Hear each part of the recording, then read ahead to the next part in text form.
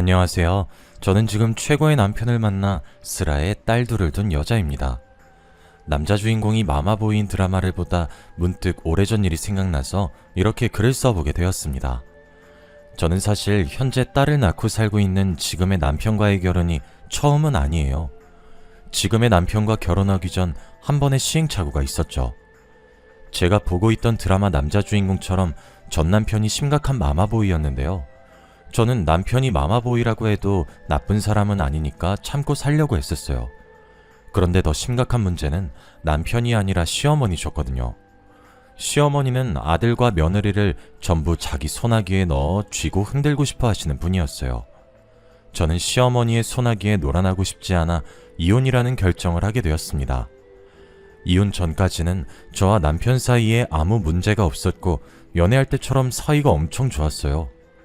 저는 남편을 직장 동료의 소개로 처음 만나게 되었어요. 원래 소개받는 것을 좋아하는 성격이 아니라서 적당히 거절하려고 했어요. 그런데 동료가 제발 한번 나가달라고 상대방이 저를 보고 반해서 간절히 원하고 있다는 거예요. 그런 말을 들으니까 아직 인기 안 죽었다고 괜히 으쓱거리게 되더라고요. 상대방이 그렇게 원한다는데 거절한다는 건 상대방에 대한 예의가 아닌 것 같다고 한 번은 만나주겠다며 동료한테 새침하게 말했어요. 동료는 너무 고맙다고 이왕 만나는 거 잘 됐으면 좋겠다고 저희를 응원했어요. 근데 막상 만나는 날이 다가오니까 나가기 귀찮아져서 아프다고 거짓말을 칠까 고민을 많이 했어요. 당장 퇴사할 거 아니면 계속 동료 얼굴을 봐야 하니 두 눈 딱 감고 소개팅 장소에 시간 맞춰 나갔어요. 어떤 사람인지 모르는 상태로 만났었는데 남편이 되게 착하고 다정한 거예요. 저를 소개시켜달라고 했던 대범함과는 다르게 사람이 되게 조심스럽고 소심한 면이었어요. 그리고 남편이 다른 사람과 다른 점이 있다면 데이트하는 와중에 틈틈이 시어머니께 전화해서 보고를 하더라고요. 지금 어디에서 뭘 먹고 있다, 어디에서 뭘 하고 있다, 자신의 일거수일투족을 다 보고했죠. 저도 그렇고 요즘 사람들 중에 부모님께 이렇게 연락 자주 하는 사람 잘 없잖아요. 그런데 남편이 어머니 걱정할까봐 계속 연락드리는 모습을 보니 효자란 생각이 들더라고요. 솔직히 남편이 내성적이라 만나면서 재밌진 않았어요. 하지만 어머니에게 하는 행동을 보고 어머니한테도 이렇게 잘하는데 당연히 아내한테도 잘할 것 같다는 생각이 들었어요. 평소에도 온순하고 저를 잘 챙겨줘서 같이 살아도 변함이 없을 것 같아서 결혼을 결심하게 되었죠. 제 생각처럼 남편은 결혼해서도 저밖에 모르고 착하면서 다정했어요. 제가 말하지 않았는데도 집안일을 알아서 척척 도와줬었어요. 자기도 회사에서 힘들었을 거면서 티 하나도 안 내고 오히려 저보고 힘들었겠다며 자기가 저녁을 차리겠다고 주방을 차지해서 저를 주방 근처에도 못 오게 했었어요. 성격이면 성격, 집안일이면 집안일, 정말 어디 하나 나무랄 데가 없었죠. 하지만 남편의 유일한 단점은 아침에 눈 뜨고부터 밤에 눈 감을 때까지 엄마를 찾는 것이었어요. 시작은 누구보다 행복해야 할 신혼여행 때였죠. 신혼여행을 떠나는데 가는 동안에도 그렇고 올 때 비행기 안에서까지도 왜 그러는 건지 남편은 슬프다는 듯한 표정으로 일관하더라고요. 당연히 남편 기분이 안 좋아 보이니 신혼여행을 제대로 즐기지 못했어요. 남편은 비행기 안에서 제게 말도 안 걸고 창밖만 보러더라고요. 기분 좋게 떠나야 할 신혼여행에 왜 계속 그런 표정 짓고 있는 거야? 안 좋은 일이라도 있던 거야? 무슨 일인데 내가 무슨 일인지 알아야 위로를 해주던가 하지. 아니, 우리 엄마도 여기 같이 오면 좋아했을 텐데 싶어서. 나만 이렇게 좋은 곳에서 놀고 먹고 하는 게 엄마한테 너무 죄송하잖아. 자기는 진짜 효자인 것 같아. 난 여행하면서 그런 생각 해본 적 없는데 괜히 불효자 된 기분이네. 자기 덕분에 진짜 반성 많이 하게 된다. 우리 다음엔 이런 곳 엄마랑도 같이 오자. 우리 엄마 아직 해외여행 한 번도 안 해봤거든. 아마 엄마도 데리고 오면 엄청 좋아하실 것 같아. 그래, 그러자. 어머님 데리고 같이 오자. 그땐 세 명이서 재미나게 놀자. 저는 그때까지만 해도 남편이 남들과는 다르게 엄청난 효자라서 그런가 보다 했죠. 결혼한 지 한 달 됐을 때쯤엔 본격적으로 남편의 입에 엄마가라는 말을 입에 달고 다니기 시작하더라고요. 시어머니께서 어디서 또 뭘 들었는지 남편한테 아침 일찍부터 전화를 했나봐요. 저는 주방에 있었는데 남편은 안방에서 전화를 받더니 서랍안을 미친 듯이 뒤지기 시작하는 거예요. 여보, 뭘 그렇게 찾아? 내가 찾는 거 도와줄까? 뭐 찾는데 무작정 그렇게 뒤진다고 물건이 나오겠어? 그래서 필요한 게 뭔데? 빨간 양말. 그림도 없고 줄무늬 같은 것도 없는 새빨간 양말. 나 오늘 출근할 때 그거 신고 가야 돼. 엄마가 그거 신고 가라고 방금 전화 왔어. 뭐? 빨간 양말? 어머님은 뜬금없이 당신한테 그걸 왜 신으라고 하시는데? 그냥 위에 있는 아무 양말이나 신고 가면 안 되는 거야? 아니면 빨간색이랑 비슷한 이 버건디는? 안 돼, 빨간색이어야 돼. 엄마가 꼭 그거 신고 가라고 했단 말이야. 오늘 신고 가야 하루 운세가 좋다고 했어. 나 그거 신고 출근해야 돼. 여보, 그건 다 믿거나 말거나야. 난 또 뭐라고. 겨우 그것 때문에 이렇게 서랍을 다 뒤집어 놓은 거야? 겨우 그거라니. 우리 엄마가 오늘 무조건 그거 신고 가라고 했단 말이야. 양말이 이렇게 많은데 왜 빨간 양말은 없는 거야? 회사 가는 길에 하나 사야겠다. 시어머니는 어디서 들은 건지 모를 하루 운세 때문에 남편한테 전화를 했고, 남편은 또 시어머니 말을 듣고 무조건 빨간 양말을 신어야 한다고 말도 안 되는 고집을 피웠어요. 아무거나 신고 가라고 달래보려고 했으나 시어머니 말을 무조건 들어야 한다면서 고집불통이었어요. 저는 남편을 보며 고개를 절레절레 흔들고 아침을 마저 차리러 나갔었죠. 아침에 양말 찾느라 돌아다니는 이 정도 일은 이제 양반이에요. 저희 남편은 자신에게 일어나는 모든 것들을 시어머니와 공유를 해요. 그리고 저와 의논하기보단 시어머니와 많이 의논을 했고, 저와 싸워도 저랑 이야기해서 풀 생각을 안 하고 바로 시어머니께 말을 했어요. 그럼 저는 시어머니한테 전화로 혼이 나곤 했었죠. 아가, 나다. 너 또 우리 아들이랑 싸웠니? 내가 들어보니까 그렇게 화낼 일도 아닌 것 같더만. 넌 왜 이렇게 우리 아들을 못 잡아먹어서 안달인 거니? 어머님, 제가 남편을 못 잡아먹어서 안달인 게 아니라요. 몇 번이나 말했는데 남편이 안 고치니까 화가 나는 거죠. 제가 한번 말했을 때 남편이 고쳐주면 이렇게까지 화냈겠어요? 사람이 어떻게 완벽할 수 있겠니? 사람이니까 실수도 하고 그런 거지. 실수하는 게 그렇게 용납할 수 없다면 넌 그럼 로봇이랑 결혼하지 그랬니? 매번 이런 식으로 남편과 싸우면 시어머니와 싸우는 건 덤이었어요. 항상 뭔 일이 생기면 2대1로 싸우게 되니 지치는 건 저였죠. 또 한 번은 결혼 후 맞은 두 번째 명절에 있었던 일이었어요. 저희 가족은 몇 년 전부터 명절에 제사를 지내지 않고 단체로 여행을 갔었어요. 역시나 남편은 가족들과 함께 가는 여행에서도 계속 울상을 짓고 있더라고요. 신혼여행 때 일이 생각이 났고 또 시어머니인가 생각난 건가 했어요. 여보, 또 표정이 왜 그래? 어머님 생각나서 그래? 얼마 전에 어머님이랑 셋이서 같이 놀고 왔었잖아. 근데 또 왜 그래? 그거랑 이거랑 다르지. 여긴 경주고 거긴 속초였잖아. 나 솔직히 조금 서운해. 우리 엄만 가족 아니야?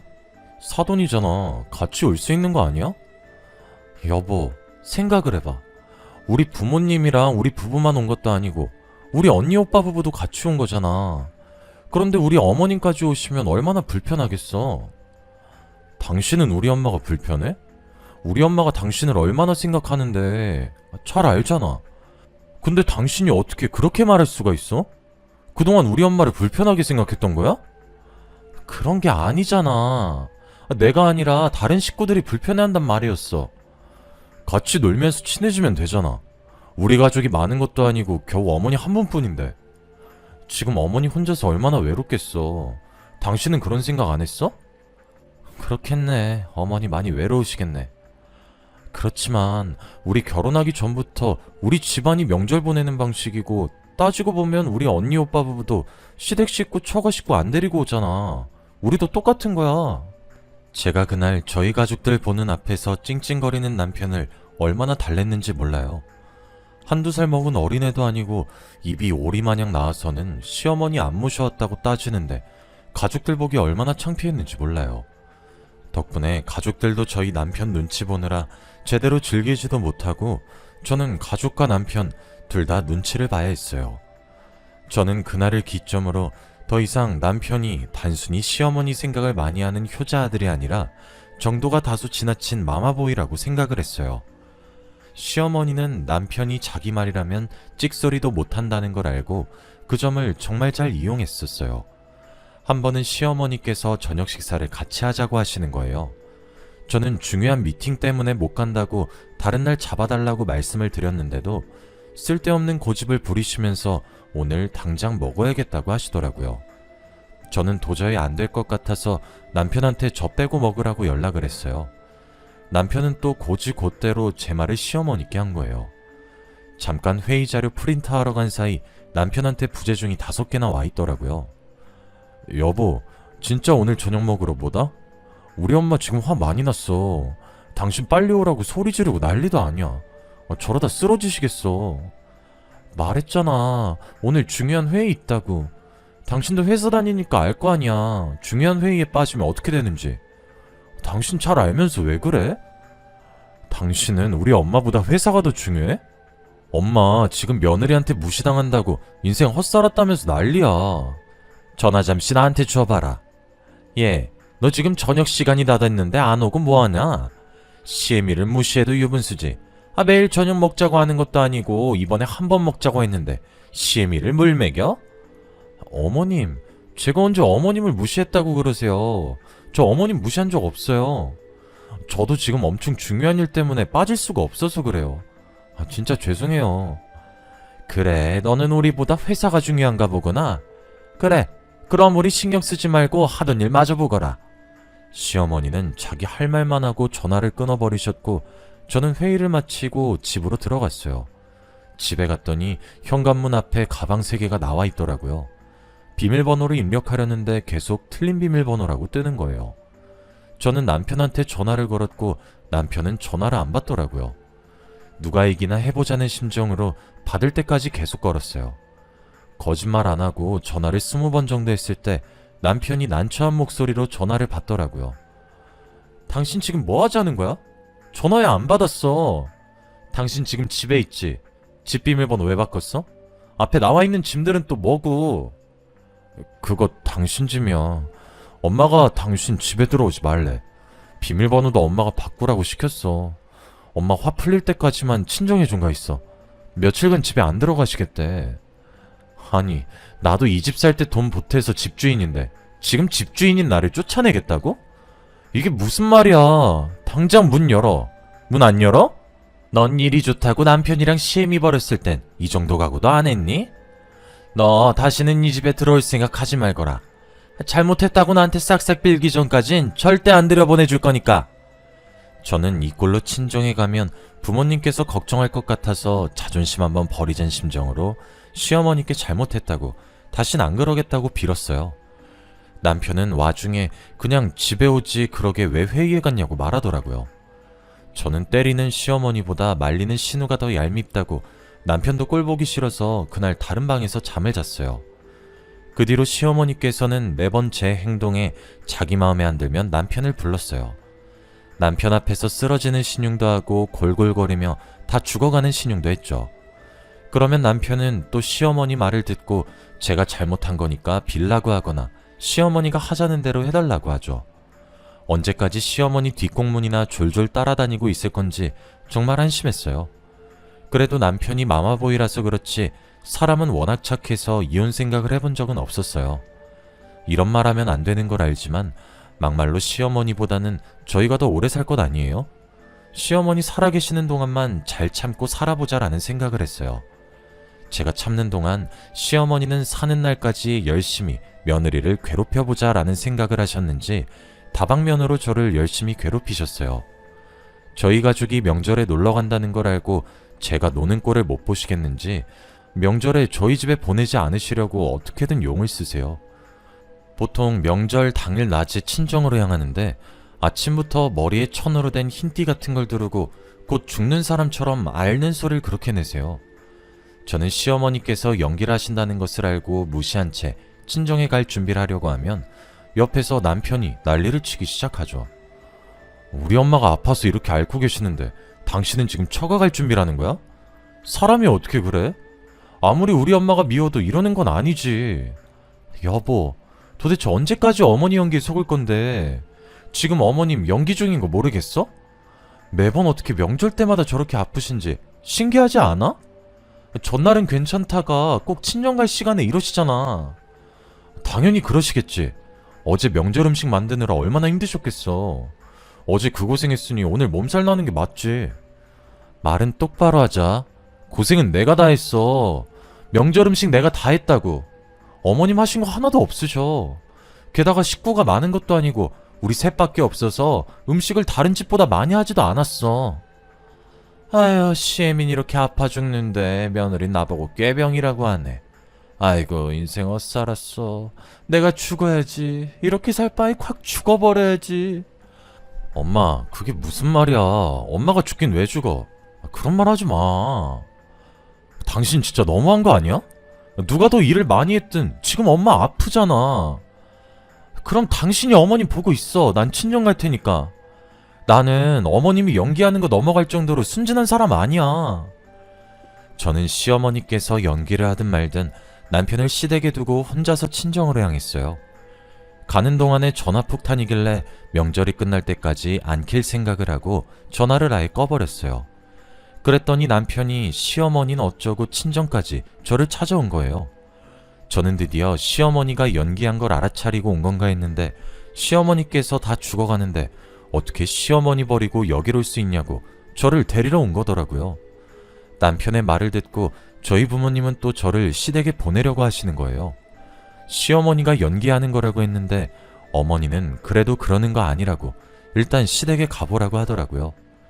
결국 저는 남편 손에 이끌려 시댁으로 다시 갔고 시어머니는 머리에 두르고 있던 걸 치우고 거실 소파에 앉은 채로 팔짱을 끼고 저를 째려보고 계시더라고요. 톡한 건? 예, 너는 시애미가 아파서 누워있는데 그렇게 놀러가고 싶디? 아픈 시애미 혼자 두고 지네 애미애비랑 하하호호 웃으면서 놀고 싶더냐고. 어머님이 아픈 척 연기하신 건데 제가 놀러 못 갈 이유가 있나요? 한두 번도 아니고 2년 동안 명절마다 이러시는 거 지겹지도 않으세요? 그래, 너 노는 꼴 보기 싫어서 연기했다. 독해 빠져서는 어떻게 시애미가 아파서 골골거리는데 눈 하나 깜짝 안 하니? 시어머니는 아들을 자기 소나기에 넣고 쥐락펴락하고 있는 것처럼 저도 자기 소나기에 넣고 쥐락펴락하고 싶었는데 마음처럼 쉽지 않자 제게 폭언을 했어요.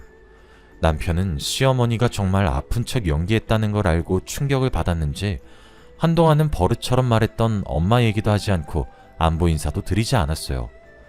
하지만 습관이라는 게 무섭다고 한 달도 안 돼서 다시 안부 연락하고 입에 엄마라는 소리를 다시 달고 살았죠. 그러다가 결혼 후 남편과 둘이서만 여행 간 적이 없는 것 같아서 둘이서 여행을 가자고 했어요. 하지만 남편은 어떻게든 꼭 시어머니와 동행하려고 하더라고요. 제주도 어떠냐고 했더니 시어머니가 흑돼지 좋아한다고 같이 데리고 가고 싶다고 하고, 대구 어떠냐고 했더니 시어머니가 막창 좋아한다고 데리고 가고 싶다고 하는 거예요. 무슨 지역을 말하든 시어머니가 이런 음식 저런 음식 좋아한다고 같이 데려갈 생각밖에 안 하는 거예요. 저는 항상 시어머니와 함께 갔으니 이번엔 단둘이서만 가자고 했어요. 남편은 제 말에 입을 또 삐죽 내밀더니 여행은 다음에 가자고 하고 방으로 들어가더라고요. 진짜 남편이 저럴 때마다 한숨밖에 안 나오고 뒤통수 한 대 갈겨주고 싶은 거 마지막 남은 인내심으로 겨우겨우 간신히 참고 있었어요. 그런데 남편이 그걸 또 시어머니한테 다 말했나 봐요. 시어머니가 남편한테 저희 여행 계획을 듣고 저희 집으로 찾아오셨더라고요. 어머님, 갑자기 저희 집엔 무슨 일이세요? 오신단 말씀 없으셨잖아요. 네가 우리 모자 사이 갈라놓으려고 아주 난리를 치는구나. 우리 아들은 엄마랑 여행 가고 싶어서 의견 내는데 너가 매번 우리 아들 의견 싸그리 무시한다며? 어머님, 그게 아니고요. 저희 항상 셋이서 여행 가고 단둘이서 간 기억이 신혼여행 말고는 없어요. 오랜만에 둘이서 오붓하게 여행 좀 가려고 했죠. 절대 둘 사이 갈라놓으려고 했던 거 아니에요. 오해예요. 그래, 시애미가 싫어서 죽겠지 아주. 어떻게든 나랑 안 가려고 용을 쓰는구나.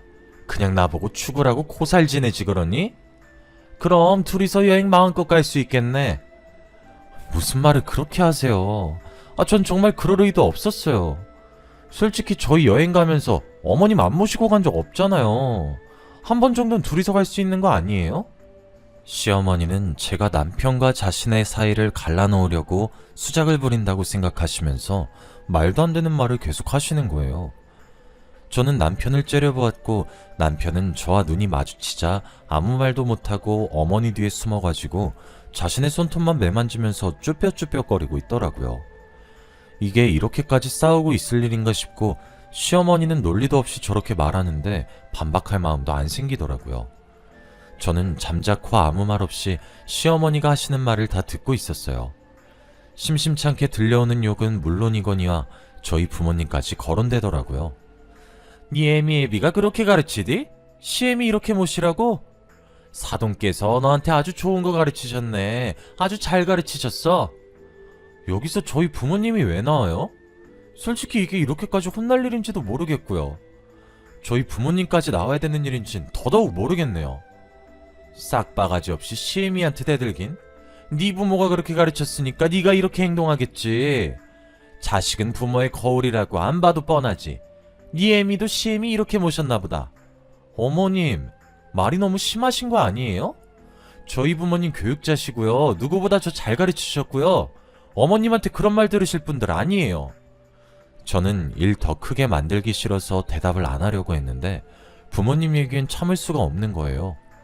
그래서 시어머니는 똑바로 보고 대들었더니 시어머니는 제가 자기한테 져주지 않으니 화가 나시는지 붉어진 눈으로 다가오더니 제가 피할 틈도 없이 손을 들어서 제 뺨을 내리치셨어요. 저는 어떤 막말을 해도 괜찮았는데 뺨을 때리는 건 절대 용서할 수 없었어요. 눈에는 눈, 이에는 이라는 말이 있듯이 저도 받은 만큼 그대로 돌려주고 싶었어요. 시어머니께 뺨을 맞자마자 저도 손을 들어 시어머니의 뺨을 힘껏 내리쳤어요.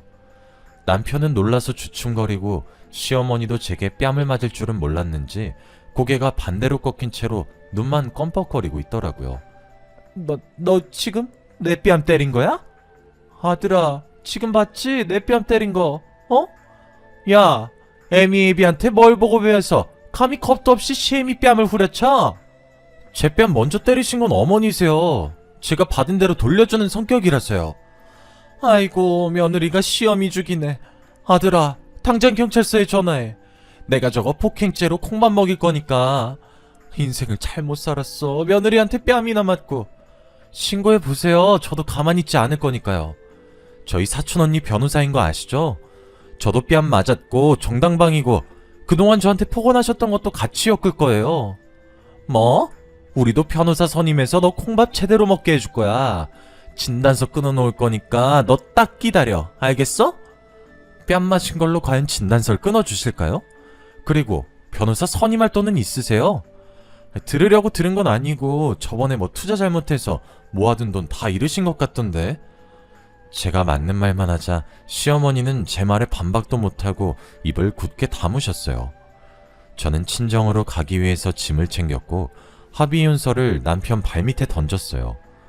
그리고 살짝 웃으면서 시어머니에겐 마마보이 아들 평생 끼고 살라고 했고 남편에겐 돈 반반 내고 산 집이니 빠른 시일 내에 집 정리해서 정확히 반 저한테 보내라고 했어요. 저는 친정으로 가서 제가 그동안 겪었던 것들을 전부 말했어요. 친정 부모님은 잘 나왔다고, 이혼하라고 30대 중반은 충분히 새 출발할 수 있는 나이라며 그동안 그런 집구석에서 고생 많았다고 저를 다독여줬어요. 제가 눈물을 참았던 것도 아니고 그냥 안 나왔었는데 친정어머니 품에 안기니까 저절로 눈물이 나더라고요. 마치 누군가 제 눈에 수도꼭지를 튼 것처럼 눈물이 멈추질 않았어요.